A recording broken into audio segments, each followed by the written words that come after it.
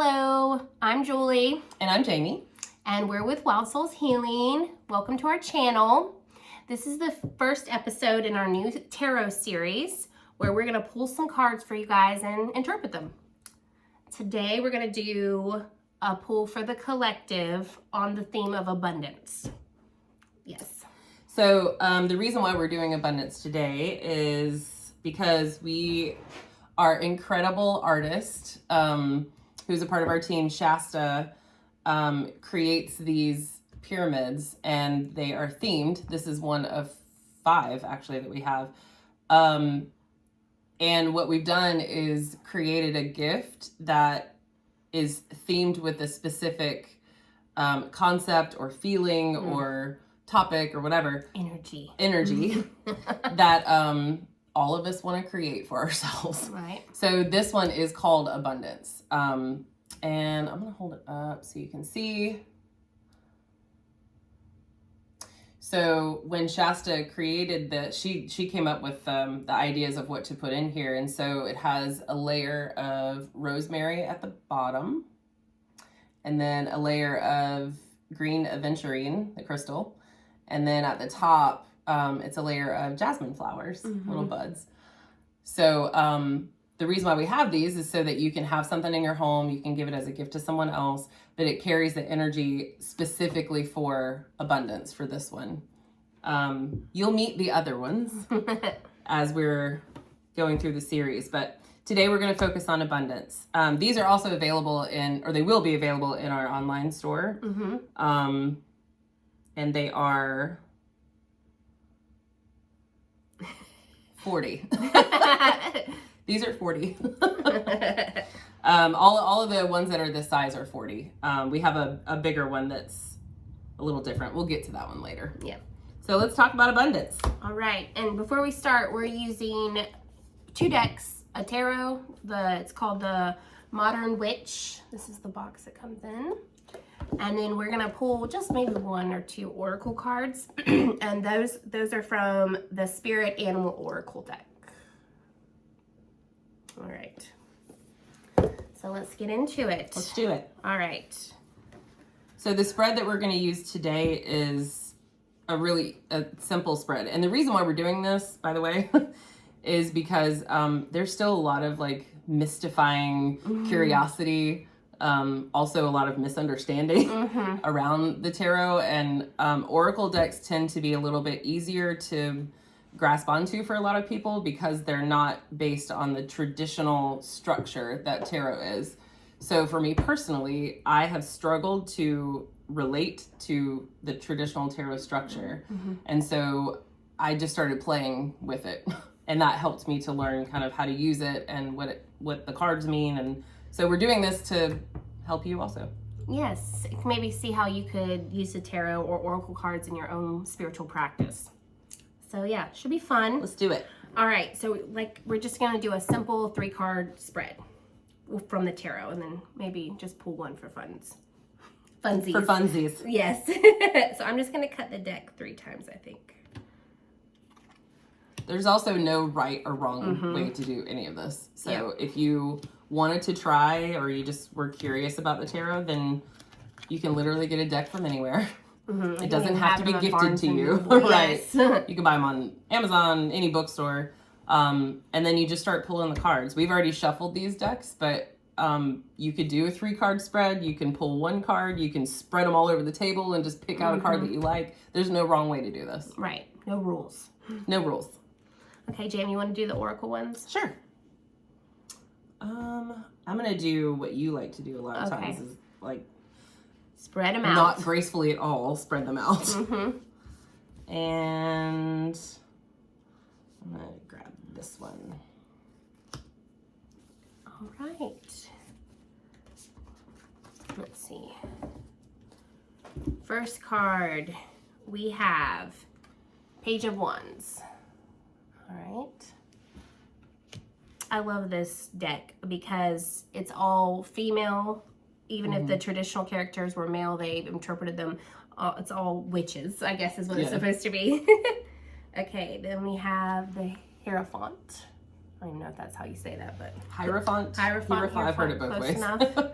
I also like this deck because it's really diverse. So you see women of all different shapes and sizes and skin colors and backgrounds.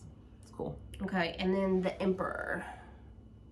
So I like the little horns. I don't know if you guys can see the crown with the horns. Nice.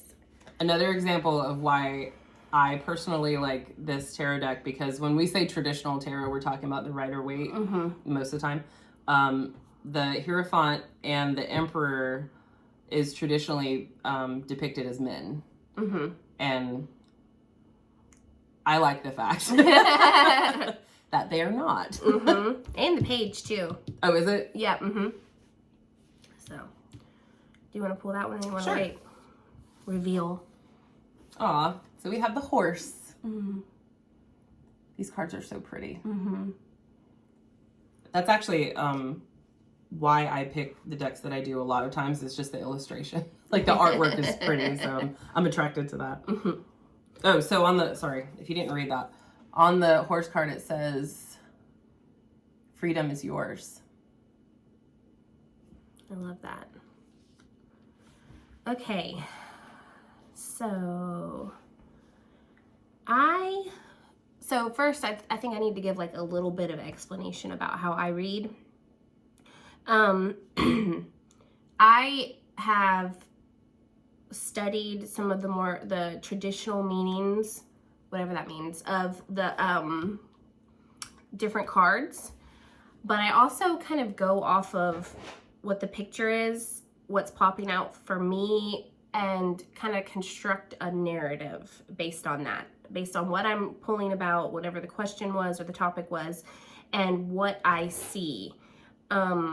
I don't get too caught up on what things are supposed to mean. Right. And I kind of focus on, I guess, my intuitive reading of it. Sure. So with this context too, because we're pulling cards thinking about the collective humanity. It's our interpretations of that, and then you get to take that for whatever it means to you. Right. We're not saying that this should be or that it is true for the whole collective humanity. It's just with us thinking about people in general, just the world, it's our interpretation of that. So you can do whatever you want with it. So the first thing that's popping out for me is the Hierophant, this lady. I'll show it again. So in traditional decks, this represents like a pope figure, one that is steeped in a religious institution and religious authority, and kind of in the sense of abundance, I would interpret that as like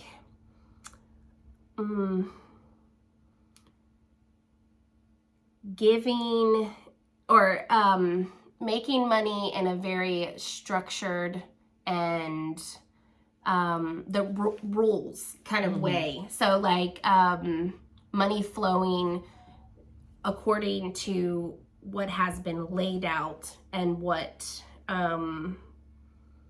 has been accepted as the norm, almost like mandated. So what are you seeing from that one, Jamie? So the Hierophant is actually my like life card. When you take the numbers in my birthday, month, and year, add them all together, and then get it down to one digit, it's 5, which is the number at the top of the Hierophant card. So I identify with the aspect of being a leader, a spiritual leader, yes, but that can sort of mean whatever it needs to mean to you. What's interesting to me is that because we're talking about abundance, immediately when I see that card, it brings questions in my mind of where am I giving up my own power, my own sense of authority when it comes to abundance, when it comes to money or feeling like your needs are taken care of. Thinking about the collective in general, where are we all giving up our own sense of power when it comes to capitalism or where are we following money? the rules? Right. about what we believe is possible and the way that money should flow and Right. abundance should flow and Right. how that looks in day-to-day life. And the ways in which we feel like we're being controlled by Yes. an authority that is not us. Yeah, and I mean, I think this card, the Emperor, is reinforcing that. Yeah. Because again, that's a very institutionalized figure of, or a figure of institutionalized power and wealth that comes from the people, not necessarily from the emperor's own effort, if that makes sense.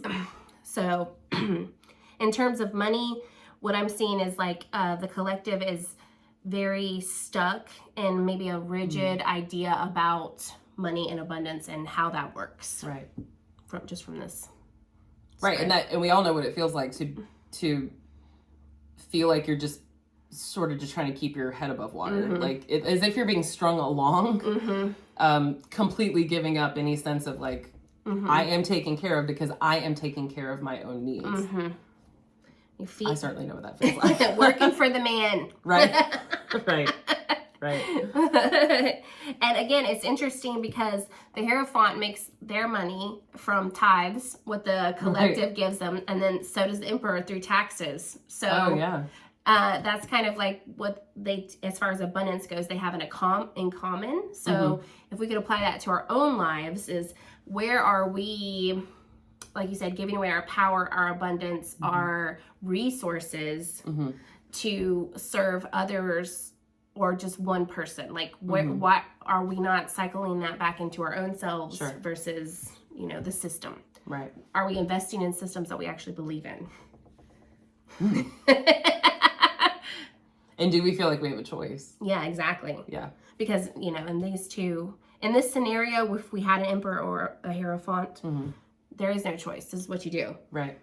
So, and then, which brings us to this one, because the answer to that question, do we have a choice, is yes. Yes. Because this card is about possibilities. It's Yeah. about energy. It's about dynamic flow. And the page is very much, to me, feels like movement. It feels like the start of something, gathering, kind of like that initial stage of energy where things are starting to kind of move into a direction. So in this spread, I would think the page is telling us that maybe to look at things a little bit differently, in the sense, don't get trapped into the systems that have always been, that there are ways, even when you feel powerless, if you can maybe adjust your mindset and see where there is movement, where there is possibility, where you can bring some dynamic energy into the situation. Yeah, when I think of the page, I always think of like newness and curiosity and Exactly. how can I look at this differently, or how can I look at this as if I've never seen it before. So instead of falling into the same patterns that I've been told or taught, what if I just look at this with fresh eyes? What if I look at the concept of movement and abundance and freedom and resources with fresh eyes? What makes sense to me with fresh eyes? Right, because like we're probably not going to topple the system in like a grand gesture like we may want overnight. But then again, we don't need that permission. Right. We have permission. This is giving us permission. We give ourselves permission to look at things differently. How can we exist in the world in a way that feeds us versus like, again, investing in a system that we don't believe in. Right. And can I just say, like, I feel like they're speaking to me, not the collective, because I came in this morning, Jamie's like, how are you doing? I'm like, I'm stifled by capitalism. Aren't we all? Yes. And that's how I've been feeling. You know, when I get to this season, it's like I feel like there's a lot of money going out with shopping. There's so many fun things to do, and like everybody's so busy, and there's parties, and it's just like a whirlwind. And it's a lot of resources just moving out. It's not like a gathering time, it's a spending time, I guess. And, well, and how much of that is because of obligation? Exactly. So a system that sort of, you're just sort of shoved into, right? Or you allow yourself to be shoved into. Right. Like how much of that is I'm buying things for people or putting resources out there because I think I'm supposed to, as opposed to this feels really good and nourishing for me. Right. And not just money, but also time. Right. Yes. You know, all kind of resources that you have. Yeah. And yeah, so I was feeling a little stank about it because I was like, I want to do all these things and I want to live and I can't. Yeah. So the page is telling me, okay. Yes, like, you can. Yes. So is the horse. He's like really rubbing it in. Perfect narrative that we've created here, that you have created here. The horse card is literally talking about freedom. Yeah. So it's like the sense of, these are kind of talking about the sense of structure or authority that we believe that someone else has over us. This is asking you or giving you permission to say, maybe if I look at this a little bit differently, like what if I created my own narrative around this? And then this is literally saying, so do that then. Yeah. Like the freedom is yours for the taking.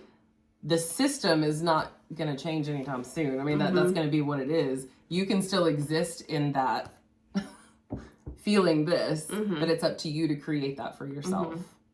Yeah, and the system only exists because we continue to invest in it. Sure. So if we really want things to change, it's by making different choices, by thinking about what's out there, thinking about how we can live, we cannot be limited by the way things are or have to be. Right.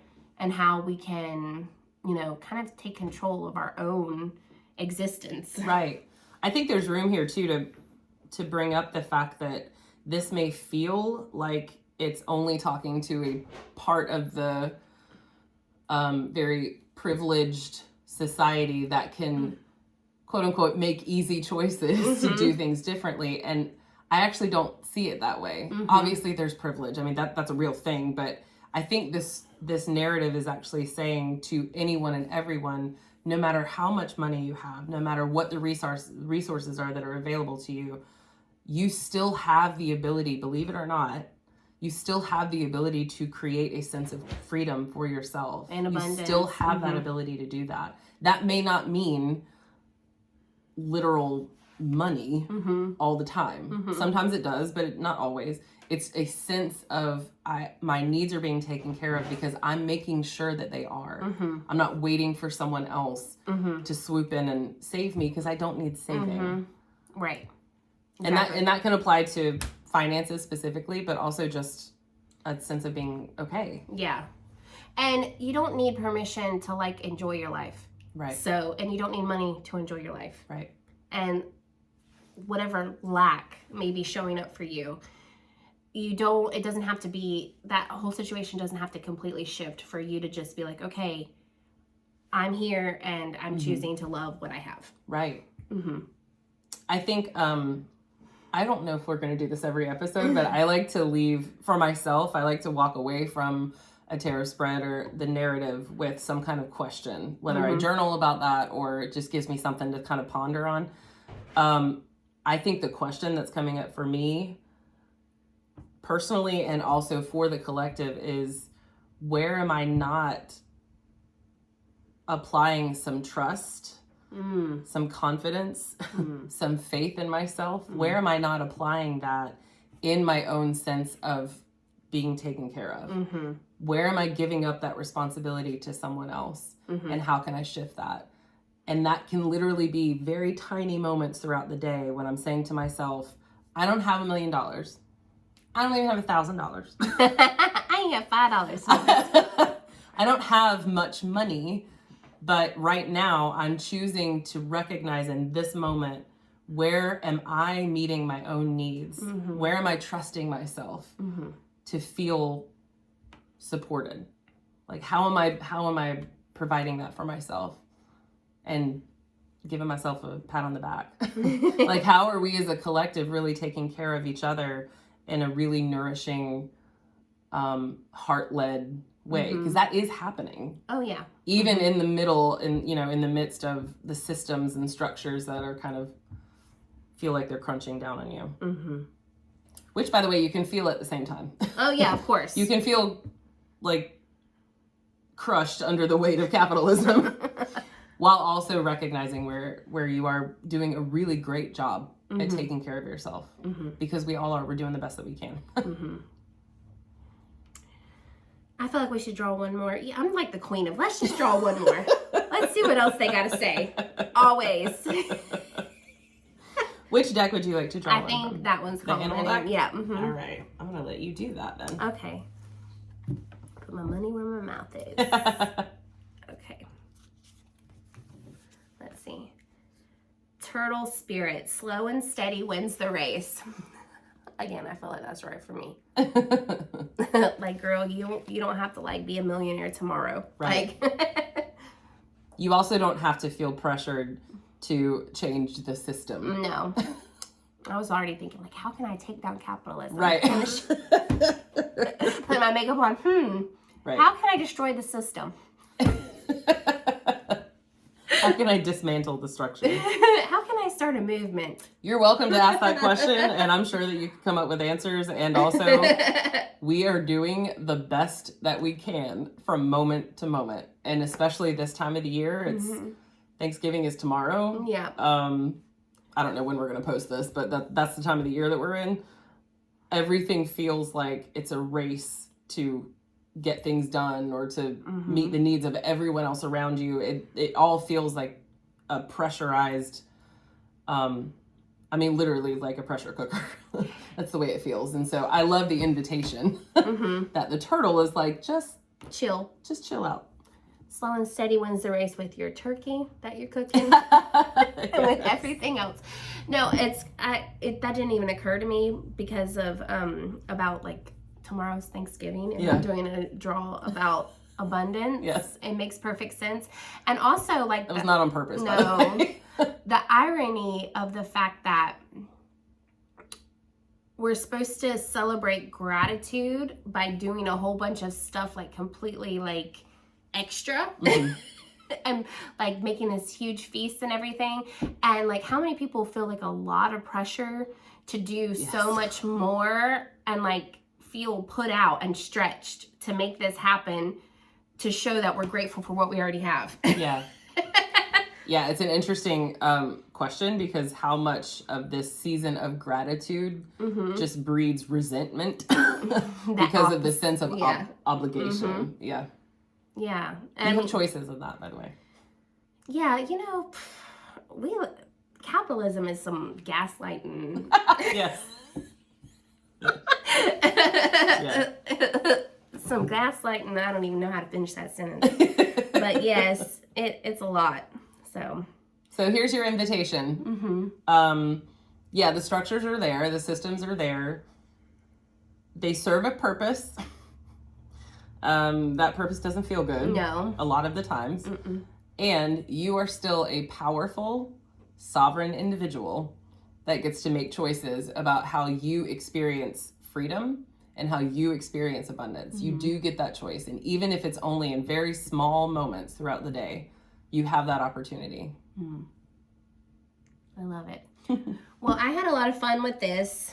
And hopefully this will not be the only one of these that we do. No, I'm excited about the other ones. I have had like quite a journey with these tarot cards, and I'm excited to like share what I've learned and where my understanding in this practice with, our viewers. And feel free if you have questions, or if you're curious about something about tarot or oracle just in general, or specifically about the spread, feel free to post your questions or send us an email this is for everybody, not just for us. So I'm going to give you one last look at this beautiful pyramid, because I'm so excited about it, because Shasta is a genius. Yeah, it's so pretty. So pretty. Oh, I forgot to show the best part on the bottom. Look at that. So gorgeous. All right, guys. All right, thank you. We'll see you for the next one.